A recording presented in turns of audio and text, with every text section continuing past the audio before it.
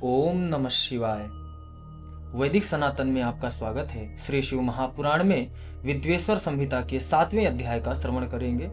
इस अध्याय में शंकर का ब्रह्मा और विष्णु के युद्ध में अग्नि स्तंभ रूप में प्राकट्य स्तंभ के आदि और अंत की जानकारी के लिए दोनों का प्रस्थान के बारे में जानेंगे। शिव जी बोले, हे पुत्रों, आपकी कुशलता तो है।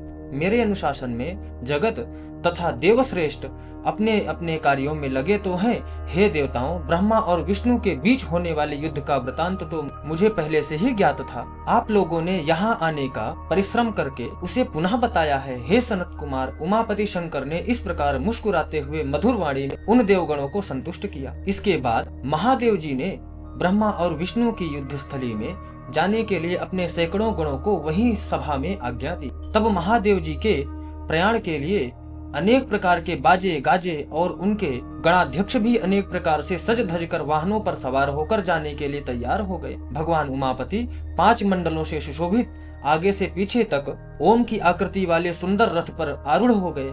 इस प्रकार पुत्रों और गणों सहित प्रस्थान किए हुए शिव जी के पीछे पीछे इंद्र आदि सभी देवगण भी चल पड़े। विचित्र ध्वजाएं, पंखे, चैवर, पुष्प वृष्टि, संगीत, नृत्य और वाद्यों से सम्मानित पशुपति भगवान भगवती उमा के साथ सेना सहित उन दोनों ब्रह्मा और विष्णु की युद्ध भूमि में आ पहुंचे। उन दोनों का युद्ध देखकर शिव जी ने गणों का कोलाहल तथा वाद्यों की ध्वनि बंद करा दी तथा वे छिपकर आकाश में स्थित हो गए। उधर शूरवीर ब्रह्मा और विष्णु एक दूसरे को मारने की इच्छा से महेश्वरास्त्र और पाशुपतास्त्र का परस्पर संधान कर रहे थे। ब्रह्मा और विष्णु के अस्त्रों की ज्वाला से तीनों लोक जलने लगे। निराकार भगवान शंकर इस अकाल प्रलय को आया देखकर एक भयंकर विशाल अग्निस्तंभ के रूप में उन दोनों के बीच प्रकट हो गए। संसार को नष्ट करने में सक्षम वे दोनों दिव्यास्त्र अपने तेज सहित उस महान अग्निस्तंभ के प्रकट होते ही तत्क्षण शांत हो गए। दिव्यास्त्रों को शांत करने वाले आश्चर्यकारी तथा शुभ स्तंभ को देखकर सभी लोग परस्पर कहने लगे कि यह अद्भुत आकार वाला स्तंभ क्या है? यह दिव्य अग्निस्तंभ कैसे प्रकट हुआ? इसकी ऊंचाई की और इसकी जड़ की हम दोनों जांच करें। ऐसा एक साथ निश्चय करके अभिमानी वीर उनकी परीक्षा करने को तत्पर हो गए और शीघ्रता पूर्वक चल पड़े। हम दोनों के साथ रहने से यह कार्य संपन्न नहीं होगा, ऐसा कहकर विष्णु ने सूकर का रूप धारण किया और उसकी जड़ की खोज में चले। उसी प्रकार ब्रह्मा भी हंस का रूप धारण करके उसका अंत खोजने के लिए चल पड़े। पाताल लोक को खोदकर बहुत दूर तक जाने पर भी विष्णु को उस अग्नि के समान तेजस्वी स्तंभ का आधार नहीं दिखा। तब थक हार कर शुक्राकृति विष्णु रणभूमि में वापस आ गए। हे तात, आकाश मार्ग से जाते हुए आपके पिता ब्रह्मा जी ने अद्भुत केतकी केवड़े के पुष्प को गिरते हुए देखा। अनेक वर्षों से गिरते रहने पर भी वह ताजा और अति सुगंध युक्त था।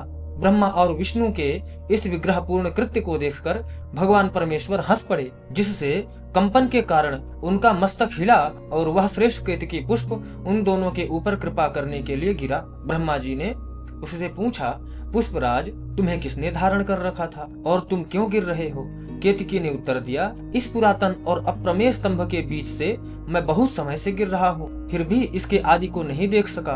अतः आप भी इस स्तंभ का अंत देखने की आशा छोड़ दें।